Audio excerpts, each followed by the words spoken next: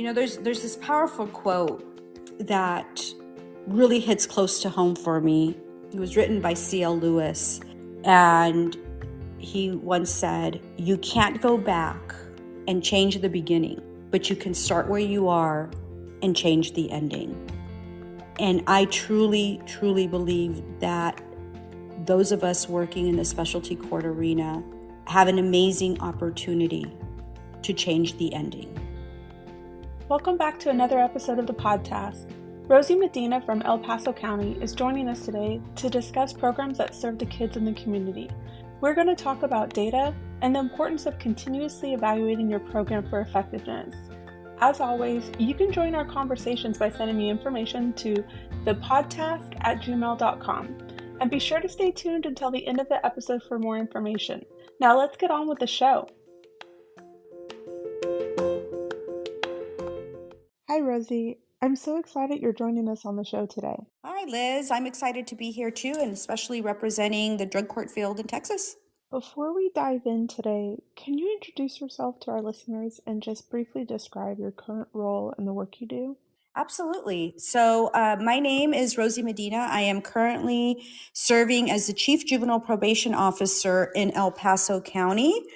I also do some consulting work for All Rise. And historically, I've also done consulting work for the National Council of Juvenile and Family Court Judges, as well as the Office of American States. And what is the website where people can go to learn more about the specialty court programs that we're going to talk about today? The highlights for our Juvenile Drug Treatment Court, as well as our Project Hope, which is a mental health court, the information for those programs is located on our website, which can be found at www.juv.epcounty.com, and you would find that under programs. Let's take a step back and talk a little bit more about your career experience before getting into your current role and a little bit about your personal life. Can you share with the audience what should they know about you? I am a proud graduate from New Mexico State University, and back in 1997, when I was still in school, I was afforded an opportunity to have an internship with the 3rd Judicial District Court, and my internship was with their juvenile pre-prosecution diversion program. And through that program, I was introduced to the juvenile drug court program at the time. And they had 2 tracks. One track was for the pre-adjudicated population, and the other was for the post-adjudication. So my focus was the interface with the pre-adjudication. And I absolutely fell in love with the work that at the time Judge Cornish was doing with the program participants as well as the families. It really just hit home for me because I do have a sibling who has suffered or has struggled, I should say, with addiction since the age of 14, and now he's in his early 40s. And the transformative work that I was witnessing, it really made me truly reflect on some of the system failures, I guess I would say, that my brother had experienced. And it also helped me better understand addiction and what may be some of the causal factors, being a sibling group of 4 and he being the only one who was experiencing the challenges of addiction. And through that, I learned of the impact that traumatic brain injuries have, especially those that occur in the frontal lobe that that I knew my brother had experienced at birth and then subsequently when he was about 3 years old, and what role that may play in his impulsivity and potentially his addiction. So it was just such a huge learning event for me that I have, the last 26 years, 27 years of my life have been committed in one way or another working in the specialty court arena because I have seen the impact that it has made in the lives of not just participants, but also of the families that surround the participants. And, it just offers a lot of hope for me and for our community as a whole. So, in a nutshell, that's what really has stemmed my commitment to this field within our criminal justice system. And I hope that even after I fulfill the goals that I've set for myself as a chief juvenile probation officer and I enter retirement, my goal is to one way or another continue to be connected to specialty courts in my community, in our state, and hopefully across the nation as I do now.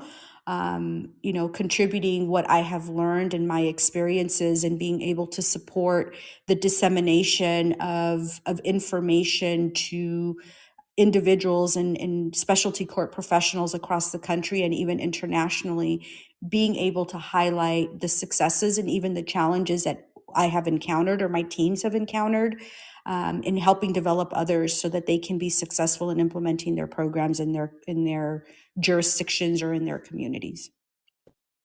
I think that is a very worthy goal. I'm sorry that, you've had those challenges with your sibling, but I will also say that I know that it comes from personal experience. I think that really inspires people to do a lot of this work, right? From knowing somebody, caring about somebody who's impacted by this type of stuff is often what inspires people to say, yeah, it's a lot of extra work. Yes, there's a lot of things I'm going to have to do to be on this journey, but you keep going forward because you know that the work that you do really does impact somebody because you have somebody you care about that's impacted. And so I think that you care so deeply about this work, and not just locally, and not just statewide, but on a national level, knowing that this work impacts so many people across the country. Okay, I'm gonna stop talking about that. I'm instead going to ask you a little bit more about your current role then. So, as the Chief Juvenile Probation Officer, what is that role exactly? So, as the Chief Juvenile Probation Officer for El Paso County, I'm responsible for managing a $28 million budget. We have a manning table of approximately 280 employees. Now, within our department, we have a strong clinical unit. We have our probation, our intake unit. We have our special programs unit. We have a detention facility. We have a post-adjudication residential facility. We have our own maintenance department, our own information and systems and records department, and we have our accounting department. So we're a pretty large department. We are governed by the juvenile board and we are attached to the county. They serve as our fiscal administrators of our budget, but we are governed by juvenile boards, which I report to. So all of the referrals that come into our department through law enforcement, which currently last fiscal year, we exceeded over 2,200 referrals to the department. We process all of those through our intake department. We also house, we have 2 associate judges that are housed within our building. So the vast majority of our court hearings are on site. And we provide on-site services, clinical services as well to our population, as well as referring them out to the community stakeholders who play such a vital role in the work that we do in our community. We would not have the reach that we need to have in order to meet the complex criminogenic needs that the youth present before us. And those needs are ever changing. So it's a pretty large operation, and we have an amazing team of juvenile justice professionals and support staff that help accomplish the various goals that we have within our organization. I know that you've had a lot of experience working with special court programs in the past yourself directly. Can you share a little bit more about that you haven't already talked about in regards to the work that you've done specifically with specialty court? Absolutely. So in 2003, I joined the team in El Paso and I began working on the design of the juvenile drug treatment court. In 2004, we moved into implementation without any grant funding, but we did have the support of the probation department as well as one of our local school districts to get our program off the ground, which in my opinion is probably the best way to implement a program, because the most important thing, in my opinion, for any type of specialty court is the sustainability factor. So we began not relying on grant funding. And I truly believe that that's what has helped us in truly sustaining the program. Once we were able to, collect some data and prove our viability, then we began applying for grants and, growing the program, enhancing, expanding. We started off in 2004 with a capacity of 12 and focusing only on the female population. And then around 2006, we expanded to including a separate male track. So we had very specialized and targeted services based on gender, to include the court hearings were also separated based on gender. And that was at the direction of our judge. He felt that it was important to create a safe space, especially for the girls, free of distractions, and just, being able to give the dedicated attention that was needed. And then, we serve 24 youth, and we have 2 dedicated officers, probation officers, to our juvenile drug treatment court. We have, been around since 2004. We're going to be celebrating our 20-year anniversary in June of this year. We had the same judge lead our program for 18 and a half of those years, which we were very grateful for his dedication and commitment. And it's something that's not common. We do, our specialty courts do experience changes in the judicial leadership often, which can, impact, right, program operations or philosophies of programs. So we were truly blessed to have the judicial leader for as long as we did. And many of our staff members have been part of the team. Longevity is there amongst the team. We have one of our probation officers was with us for 19 years. She most recently promoted to a probation manager. The current probation manager that oversees our drug court program was previously a drug court probation officer. So she's been with our program now for 19 years as well. One of our case managers, 18 years. So we have longevity. We've had the same treatment provider agency, not necessarily the counselor, has been with us as part of our team for over 12 years. So we are blessed to have consistency. And we definitely have had our ups and downs. Back in 2015, those that have worked with me for a long time, I'm a very big data nerd.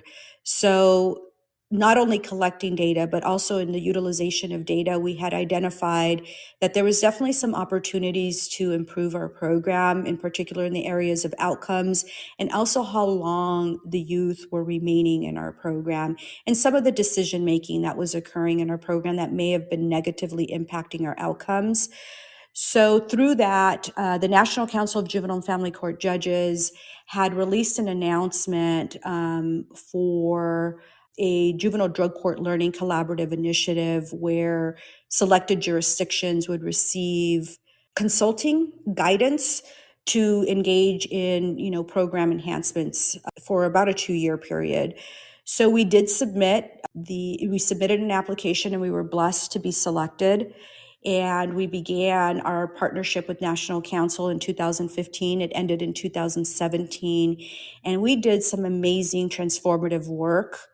We had to have some serious, courageous conversations because the data doesn't lie. And through those guided conversations, through the consultants from the National Council, we were able to revamp certain components of our program.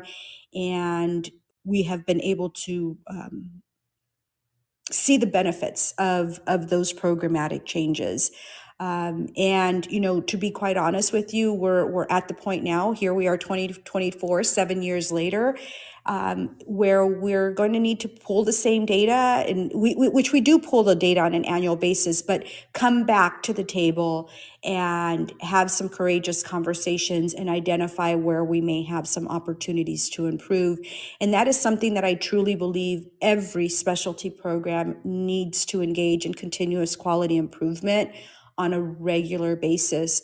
And most importantly, in my opinion, again, is that we need to reach outside of our comfort zone and engage national stakeholders, experts in the field, to allow them to kind of come in and provide us some guidance, because it's not until outsiders come and look in that really opens our eyes to where we have opportunities to do better. Because if we keep it insulated to just our team and our own interpretation of our data, I myself am guilty of, justifying, right? Well, it's because of this, or well, it's because of that, or we can't do this, or we can't do that. And it's really an outsider that comes in with fresh ideas and fresh perspectives that really, in my opinion, open those doors for some transformative work. And we were blessed that we did it then. And I truly believe that we have an opportunity, hopefully in the near future, to do some of the pre-work and then reach out and find a consultant to come in and help guide those strategic conversations that need to be had amongst the team. Being the data nerd that you are, I know that you know quite a bit about the use of data in program evaluations. So I'd like to talk more about when you were able to use data to identify when one of your programs wasn't working the way it was intended to. Because I think it is important that people understand that what might work in a program initially may not continue to work, or at some point it is important to evaluate the program that you have to determine if it's worth having that program. Not, that's not even the right term I want to use. Not whether or not it's worth it, but whether or not it's actually working and doing what it was designed to do, right? Mhm. And so I'd like to talk about your experience. So earlier in the podcast, I touched on the Juvenile Treatment Court Learning Collaborative Initiative with the National Council that we participated. We applied in 2014, and we participated in the initiative between 2015 and 2017. And that prior to applying, I pulled data and analyzed the data, and definitely identified where there were some areas of opportunity for improvement. But it was the how, we kind of identified the what, but how do we accomplish that? And again, and I mentioned this earlier, is the credibility with the team to engage in those courageous conversations. And I've been known to say, our partnership with the National Council, with Dr. Van Warmer and Wendy Schiller, coming in, and in essence, they were calling, what I would refer to my juvenile drug treatment court as my baby. They were calling my baby ugly. Some components of my program were ugly. They were not performing. And for a minute there, it's like, ouch, it hurt. I kind of knew that already because the data was painting the picture, but being able to have a third party come in and say, hey guys, there's opportunities here to do better. We're here to do no harm, and we want positive outcomes, yada, yada, yada. Right. From a team perspective, especially, your team leader is your judge, and all the judges, believe that their program is the best that there is in the country. But the data sometimes paints a very different picture, and having a third party facilitate those courageous conversations and lead strategic planning for, initiatives to kind of transform and do things a little bit differently and be able to get the entire team on board. It was much easier at being facilitated by a third party than me doing it myself within my own team. Through that process of engaging in this strategic planning and in these conversations, I learned some very valuable skills through the National Council and all of their consultants. And through them, I've been afforded, not just myself, but the judge and other team members have been afforded that opportunity to be that third set of eyes in being able to guide other teams and to offer guidance, perspective, look at their data, and help other programs improve in areas that required improvement based on their outcomes. So I have to be grateful for the partnerships with the National Council and all of their consultants, because it's through them that not only were we able to effectuate change within our own program, but through that experience, I've been able to contribute at the national level as well as an international level in helping other jurisdictions improve their programs. And at the end of the day, it is the customer, right? It is the participants that are benefiting from the knowledge dissemination and the work that the teams do to improve their programs. So it's that little grain of salt that was provided to us in El Paso, and then we have been able to then spread it to other jurisdictions with these national organizations being the conduit to make it happen. I think that's amazing. I think it's sometimes can seem like an overwhelming goal to redesign a program, to even consider redesigning a program. And I think that it is hard to hear sometimes if something, isn't as good as you thought it was or hoped it was. And that's a whole process, right? Of just accepting that and then taking that and doing something productive with it, right? With that information. Um, and I think these programs, just just like our community changes over time, the populations that are served by these programs, their needs could change over time, and the services or the policies or the ideas behind the original design should change. They should be changing. They should be evolving, and they should be evolving at the same rate as the changes that are happening with the populations that they serve. Because we always hear that saying that the government's so far behind the curve on things that it takes them so long to change. But I think that's one of the things I really like about specialty court programs is you do have the ability to change much faster if you want to. It does still take a lot of work, a lot of effort. But as your populations change and your needs change, it seems that your program should in fact change, and thus you should just always be on that like kind of cutting edge and doing exactly the kind of things that you're doing, which is really looking at the national level, looking, being involved with associations on the state level, and just being aware of these things so that you can plan for them even. Right.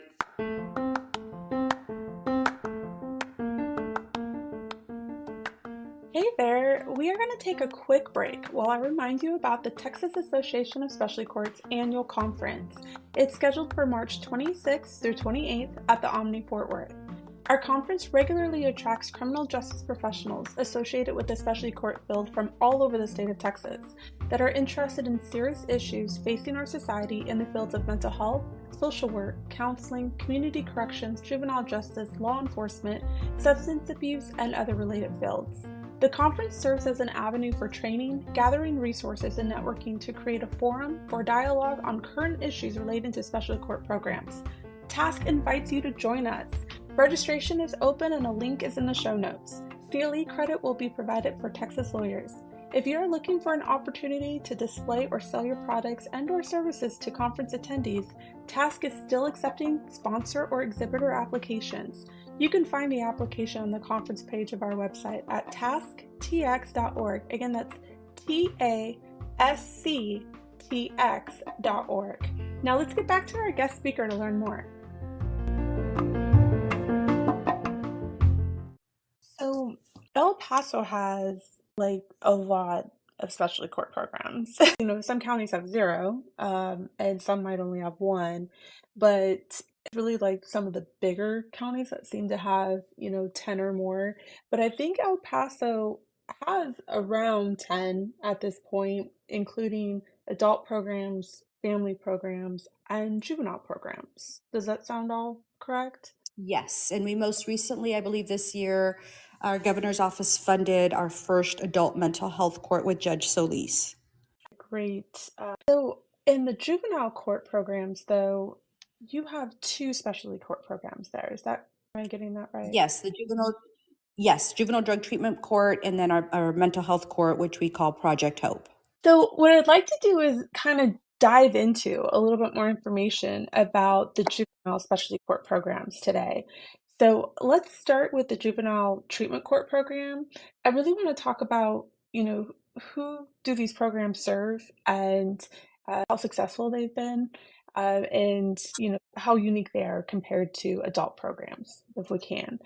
So, with the juvenile drug treatment court program, I know that program targets a certain population. Can you share with me Yes, who? so our program targets young men and women that have been adjudicated for committing delinquent offenses that are between the ages of 14 to 17 years of age, who are at a moderate to high risk to reoffend, and who have been diagnosed with a substance use disorder. So that's who we target. We, as we're screening participants for the program, of course, we are looking at other factors to determine, suitability, obviously, for the program.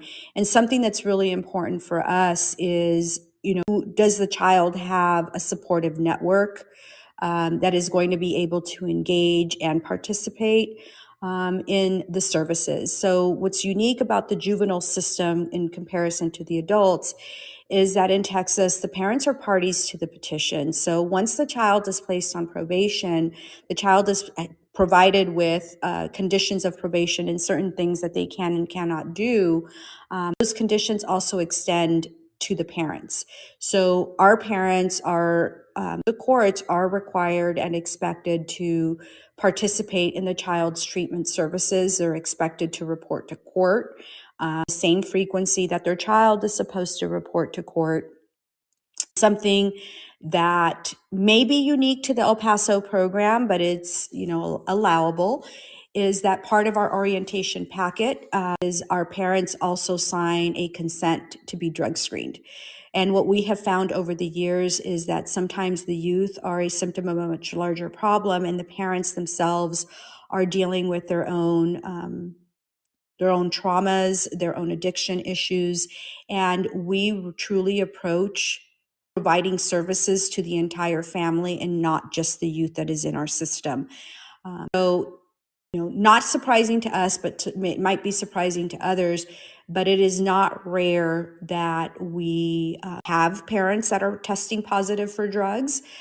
When that does occur, we're not going in and filing contempt on the parents. We are truly coming in from the angle of, we've identified there is a need. We refer the family to our local OSAR.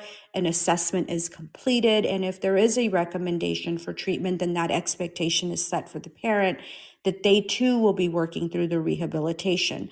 Obviously, we're required to report to CPS, so we do what we have to do, but we're truly coming in from the lens of helping, of rehabilitation. We need to have a healthy family in order to have long-term success. So that might be something that sets us apart or makes us unique, is that we're very inclusive, not just in the supervision, but also in the engaging of the family into treatment services if required. We also do require, as part of our programming, for family counseling to transpire. And that family counseling can be with the parents, or it can be with who the child identifies as who their natural support is. And it's not always going to be their biological parent. It could be an aunt, it could be an uncle, it could be a godparent. And those are things that we screen for once we open up these cases, is truly identifying who those natural supports are in that child's life that can, walk alongside the child and alongside us as we work on rehabilitation, we work on restoring, the ultimate goal of having them transition out of our system sooner rather than later. In our jurisdiction, youth are placed on probation until their 18th birthday. For youth that do participate in our juvenile drug treatment court program, we terminate their probation upon their graduation. Us, that's important. We don't want to have them stay in the system longer than they need to. Does that program Is it pre-adjudication or post-adjudication? Our program is post-adjudication. Does that program seem to be working? For example, in fiscal year 23, our successful completion rate was at 73%. We had a total of 15 kids that exited our program. And we had 3 kids that were in our program that we had to transfer out of outpatient community-based services into residential treatment due to their treatment needs. And I'm sure that other programs similar to ours, once we begin working our cases and we attempt to service them at the community-based level, we may identify, or we have identified, that community-based is not the best option. So we do step them up into residential care. And when appropriate and if needed, we will step them back down through our program back into community-based after completing residential treatment. Our recidivism rate for fiscal year 23 is at about 8%, and that includes kids that began our program in fiscal year 22. And do you know how that compares to any of the state numbers or the national numbers? I don't know what the state average is. I do know that the long-term outcome for recidivism at the national level hovers between 20 to 25%. So what I just provided to you right now is a short-term outcome, right? Because I'm just reporting on the outcomes of fiscal year 23. We would need to run, a study looking at, 3 years prior, 4 years prior. Now, one of the challenges that we do have currently within our program, and I'm assuming across the state, is in order to truly do a good recidivism study, we need to have access to, for example, NCIC. And because our population are juveniles, the children, once the numbers I'm reporting to you are recidivism occurring under the juvenile justice system, I'm not capturing if they've recidivated after the age of 17 and entered the adult criminal justice system, because I can't run NCICs to give me those numbers. So I know that there was recent legislation that passed that now allows for that collaboration with DPS for those research studies to be done. I do feel that there's an opportunity to kind of massage that a little bit more and kind of figure out how can we more readily have that data more readily accessible to us, because it is my understanding that it's the process on being able to get that information from DPS hasn't been fully vetted or set. So when we're reporting outcome numbers, we are truly just reporting what's occurring within the juvenile justice system, because that's the only data that we can extract and report on.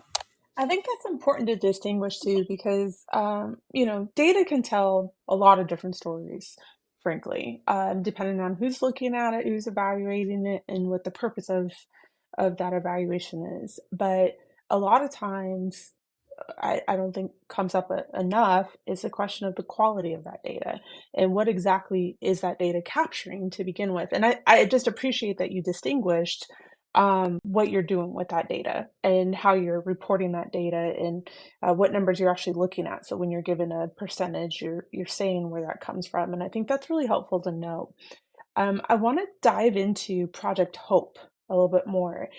Can you share, what the group of that program? Absolutely. So that population is servicing young men and women between the ages of 10 to 17. So it's a much broader scope. And we are targeting our low to moderate risk offenders in that program. And these are young men and women who are presenting to us or have been diagnosed with a mental health disorder, other than a substance use disorder, psychosis, autism, schizophrenia. Our community-based program is not necessarily geared towards that population. So the vast majority of the youth that we see within this program are children that are diagnosed with ADHD, major depression, anxiety disorders, bipolar, pretty much, I think that those are the most common diagnoses that fall under the depression spectrums or the anxiety spectrums. Those are the young men and women that we target in this program. These young men and women, based in the program, we have a team of professionals. So we have a judge, we have 2 dedicated probation officers that handle the mental health caseload, along with 3 different clinicians, 2 case managers. And what really, I believe, makes us stand apart from other mental health programs is that we also actually have a adolescent psychiatrist that is also part of our team. And that really having that involvement has not just enhanced the team dynamic, because there's a lot of education that goes on the team, but access to the psychiatric care for evaluations and medication management. It allows us be much more responsive in a timely manner to the needs of the youth, where in comparison before we didn't have a quick access or availability to the scarce resource that adolescent psychiatrists are in our community. Yeah, that's actually pretty amazing to have somebody like that on your team. What kind of treatment provided through that program? That makes our program unique is that it's home-based. So the core team is comprised of the therapist, the case manager, and the probation officer, and the provision and delivery of services is done in the home versus going into the office. There are occasional times where the services are provided in the office, but we really focus on home-based services, because going into the natural environment where the children and the families reside truly allows the team to have a better understanding of the dynamics and the ability to engage the family system in the services. So we do provide individual therapy to the child and obviously the family therapy. We do have a group component, so the youth are required to attend 2 group sessions per month at the clinical offices. And we also provide for those that are diagnosed with ADHD, depression, or anxiety. Our provider also provides neurobiofeedback as a way of enhancing and providing an additional service to the youth and to stabilize their symptomology. Yes, that's a lot of services, it seems like, in that program. I'm curious about, because with mental health programs, what I've seen is there's a lot of money put into the programs, right? It takes a lot of money to do the work, I think, to properly actually serve the community that you need to serve, the population that you need to serve in those programs. And it's often questioned by people who are opposed to those programs that it's not worth it. That it's not a good use of resources for a community, because it's just too much work, too much energy, too much time, too much, too much money. I'm curious what you've learned with the data and looking at the success rate and all of that in this program. Is this a program that's, one, necessary in your community? And two, how do you know that? How do you determine how important it is? As a program manager, as a chief, we don't just look at the program outcomes. We also look at financial indicators in determining, right, those are programs that are viable and that we need to invest in. And our Project Hope, our mental health court, is one of those programs where back in 2006, we were looking at for the financial indicators and the population we were servicing. And we identified that we were expending quite a bit of money on placing kids in our Takumi program, and those children subsequently were then being removed and sent to residential placement. So as a result of that, we redesigned our program and created it into a mental health court. So today, we are expending on average around $6,000 in contracted services. So yes, that does not include the probation officer time or their supervisor's time or my time per se, but the clinical time. So what we're paying our clinical provider to provide therapy, to provide case management, and to provide psychiatric services is costing on average around $6,000 a youth. These are typically young men and women who are at risk of being removed from the community and sent to a residential placement. On average, our department is expending just over $25,000 per child to send them to a residential facility to receive their services. And then we're dealing with the reintegration and the family engagement. So to be quite honest with you, when you do have, when we have a child who is at risk of being removed, and we have the necessary recovery capital. It may not be the best, but we do have it within the community. And we have a family that is amenable to working with us, and the other supports within the community, and we open them up. What we have found is that we definitely save taxpayer dollars by keeping the children in the community. And we eliminate the challenge of having to deal with reentry and reintegration after a child is removed for 9 months. On average, youth are taking up anywhere between 4 to 6 months to complete Project Hope successfully, dealing with the reintegration challenges. And our recidivism rate is about 8%. And when I say recidivism, it means that they've been re-adjudicated for a subsequent offense. And about 86% of the kids, so in fiscal year 23, 86% of the kids that participated in our program successfully completed the program and spent on average of about 6 months with us in the program. So from a fiscal standpoint, it's a smarter choice to place the child and leave the child in the community and provide them these intensive, coordinated, wrapped around services than it is to send them to a residential facility for 9 months at a cost of about $25,000. So it's definitely worth every penny that we're investing in the program.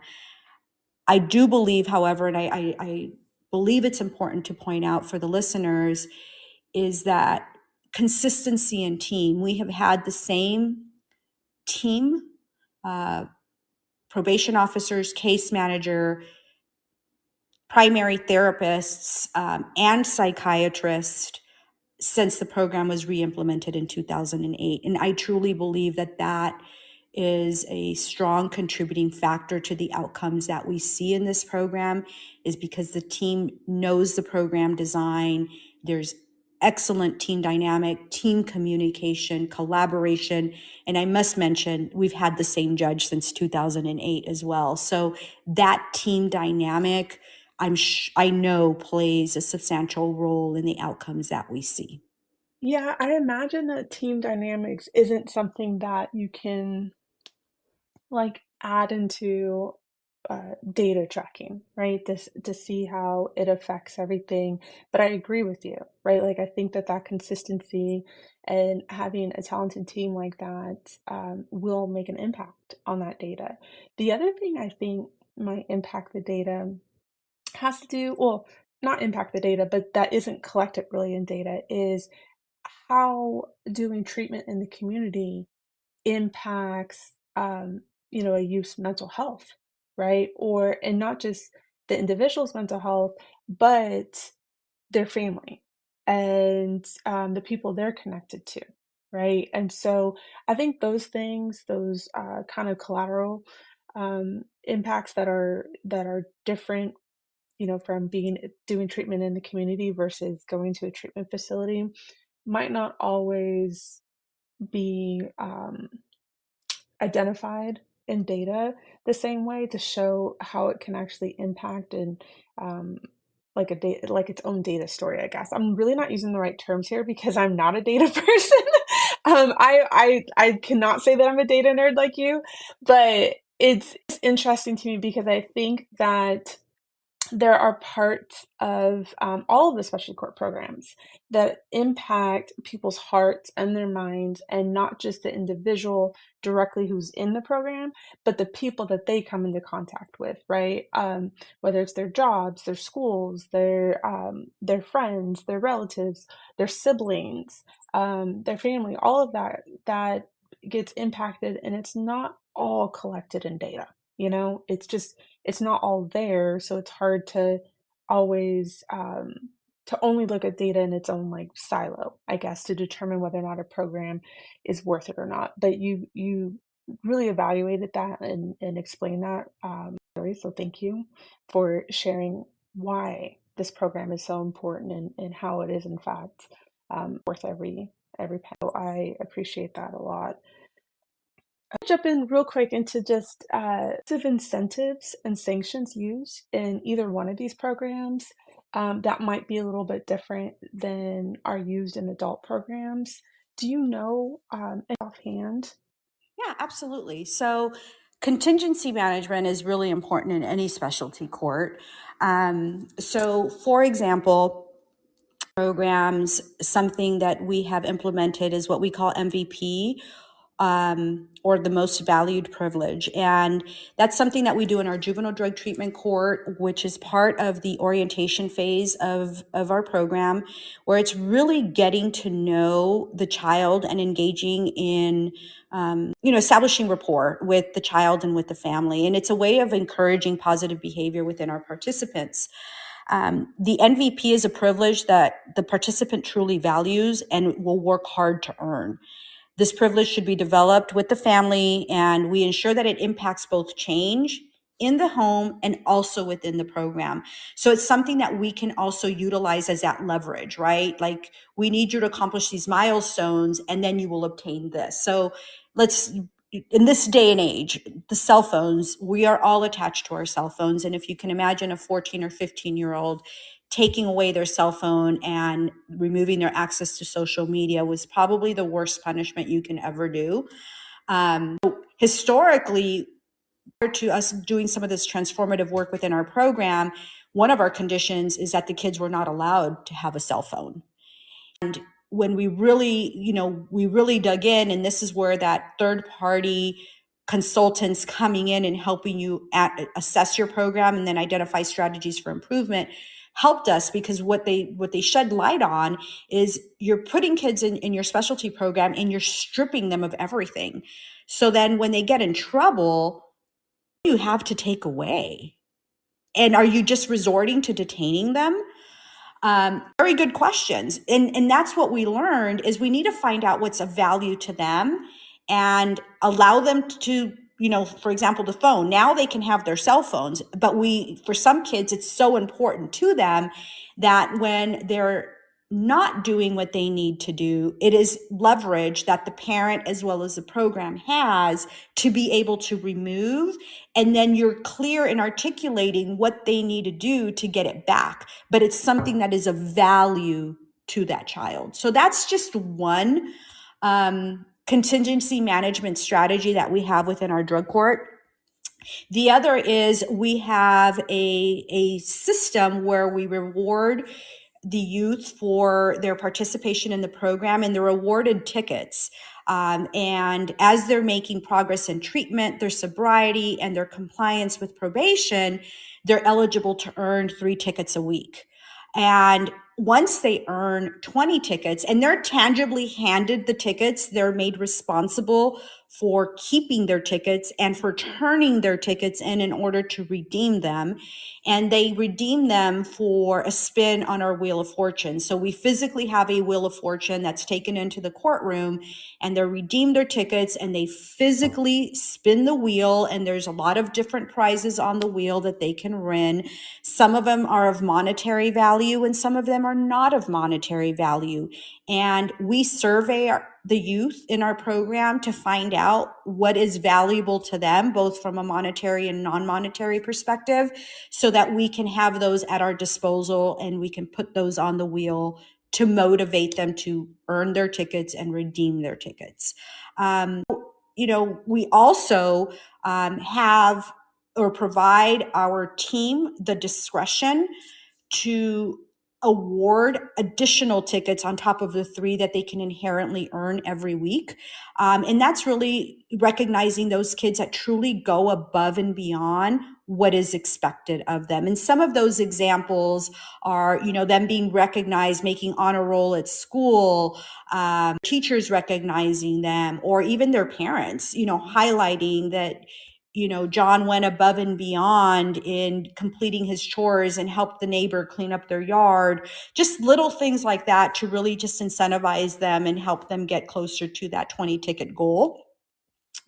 So those are just some of those examples. And then when we talk about sanctions, it's again, knowing what that most valued privilege is of that child so that you have something to remove from them, and then they work on re-earning it. But the other is, if we have relapses, we don't necessarily refer them as sanctions. It's a graduated response, and that's where treatment truly comes into the picture and assesses what is going on. If the child had, 3 months of sobriety and there's a relapse, we need treatment to respond to that. We're not going to react and detain them or necessarily take their curfew away immediately. We need to explore a little bit more what may be going on, especially after a period of sobriety. But it's truly getting to know what the kids, what makes them tick. There's curfews. A lot of kids really value having that freedom to, hang out with their friends and do stuff. Well, they have curfews, so they can, earn to have a curfew that is extended, but they also can have that curfew removed. So that freedom to hang out is taken away. But we also work with empowering the parents because they really need to be managing the behavior and what is going to work for them in their home environment. Address any of the non-desirable or non-compliant behaviors. Detention is utilized if the child is a danger to themselves or maybe a danger to others.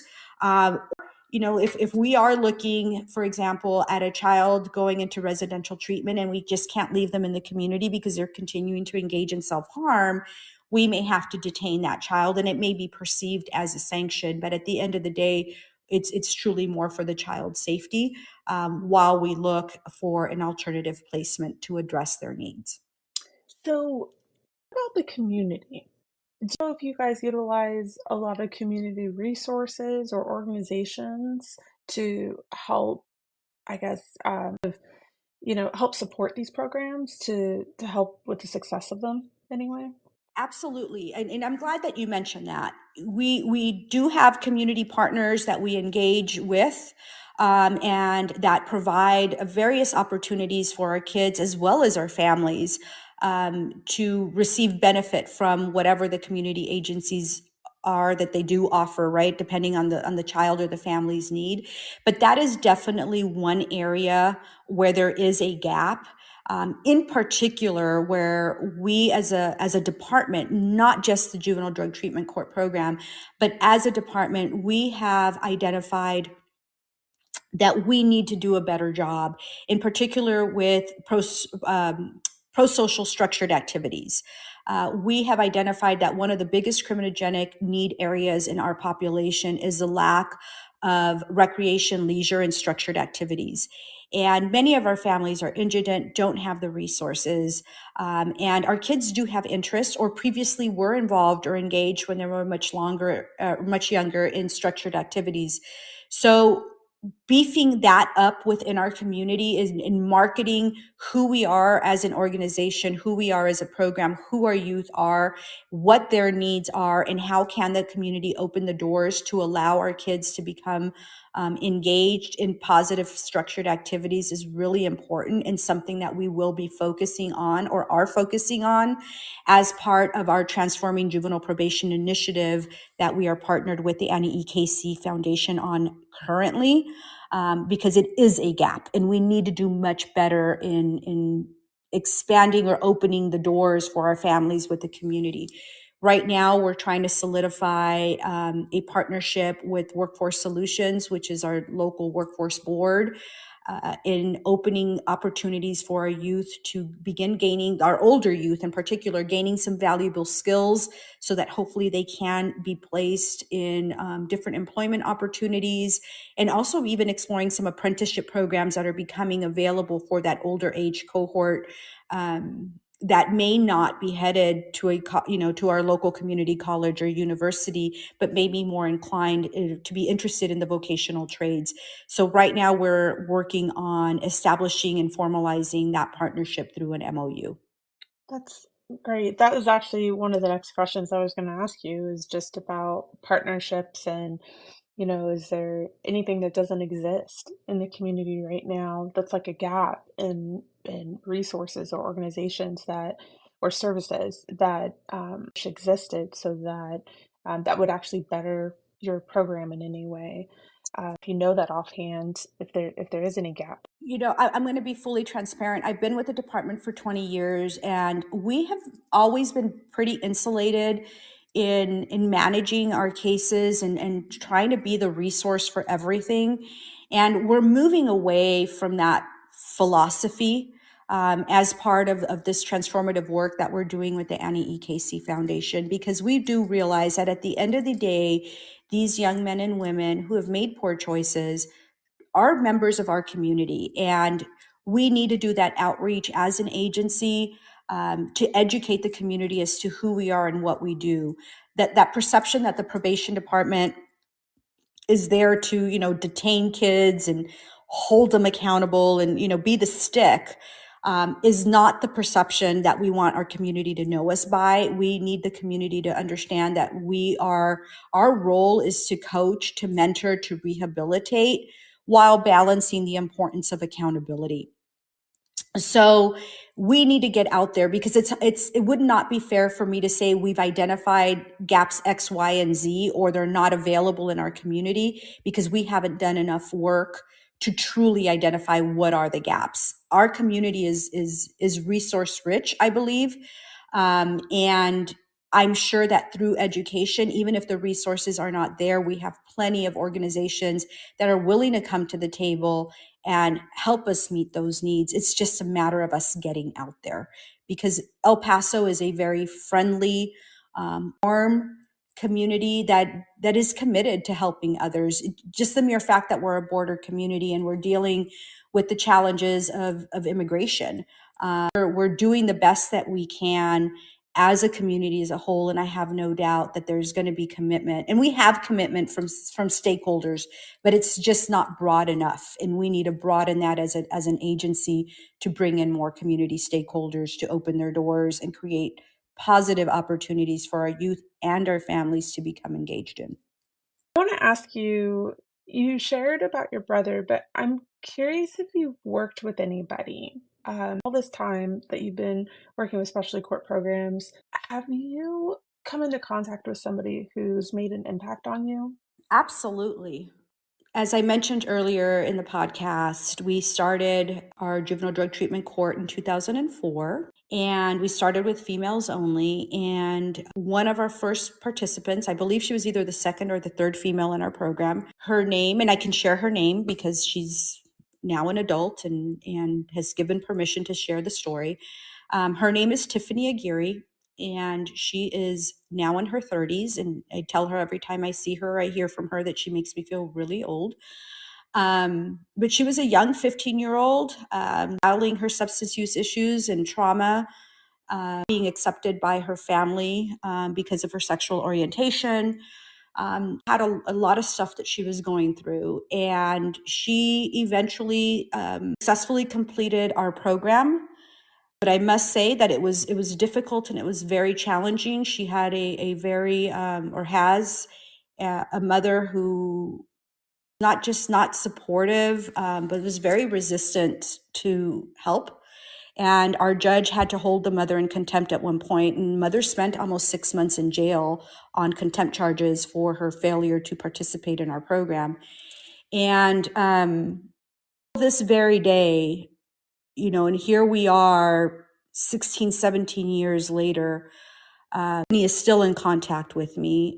He reaches out periodically throughout the year. A few years ago, reached out and wanted to get married, and we facilitated her wedding ceremony at the juvenile probation department, and her juvenile drug court judge officiated the ceremony. And it is just so heartwarming to be able to be part of the metamorphosis of the lives of our participants. But what's most heartwarming are those participants who return and make that effort to keep you apprised of the highs as well as the lows. Tiffany has, kept me in the loop in one way or another through the highs and lows in her life. I was not her probation officer. I was the program coordinator. So it is so important for those of us working in the specialty court arena that regardless of what your role may be on a team, you will never know directly the amazing impact that you make on people's lives. And it probably, and sometimes you will know because they're going to come back and tell you, but we must always be very mindful of our interactions and the things that we say and the things that we do, because we have this opportunity, programs, to make a very lasting impression. And I feel that I did that with Tiffany, because 16, 17 years later, if Tiffany is still in my life, I know that I did something right. And I've asked her, and she's shared, you were always just a listening ear and always so positive and encouraging. Even now as an adult, I see myself as a mentor, an adult mentor for her. And I redirect her when I feel that I need to, but I'm also there to be her biggest cheerleader. It's awesome. And to me, that's what's the most energizing thing, and something that I share with all of my probation staff, my detention staff, my correctional staff, is that we always must be mindful, because we are working in the arena of touching children's lives, is that we have to be mindful of what we say and what we do and how we do it and how we say it, because we have that opportunity to either make a child or break a child. And we will all at one point or another receive that thank you. We're going to touch thousands of lives, but all it really takes is one person to come back and say thank you, to really re-energize you and let you know that that you've made a difference and that you continue to have a purpose in this field. Thank you for sharing that. I always ask people for 3 recommendations to wrap up, and usually I ask for a tip. It's the first thing I ask for, and a tip is usually just something you wish you knew beforehand, something, maybe staffing considerations, things for, I don't know, system processes, inspirational quotes, just a little tip that you'd like to share with people. And you kind of just gave a tip, but I'm going to ask you for another one in case you can think of something that you think that people should be aware of. There's this powerful quote that really hits close to home for me. It was written by C.L. Lewis, and he once said, "You can't go back and change the beginning, but you can start where you are and change the ending."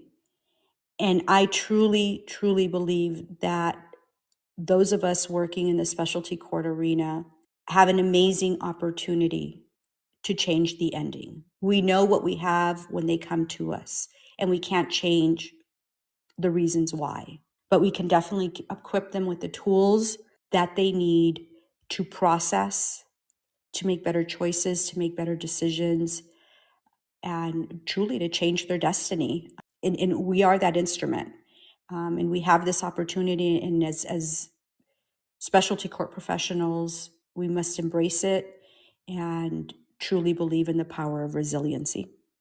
I think that's a great tip. The next thing I want to ask you is about a good resource. And usually I summarize that with trainings, assessment tools, websites, books, podcasts, videos, things like that.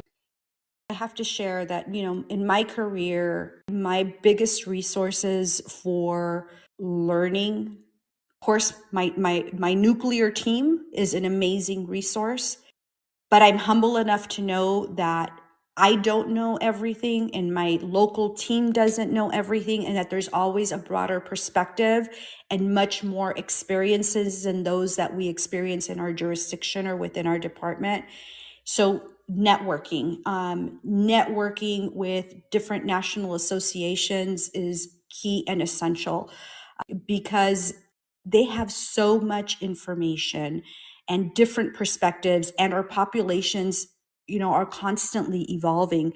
So what may be an issue today for us in Texas was an issue in California 3 or 4 years ago, and they've already navigated those waters. And being able to reach out to our network of professionals at the national level for resources, for guidance, only enriches us and benefits our programs, and then ultimately benefits our state and the impact and the footprint that we're trying to leave.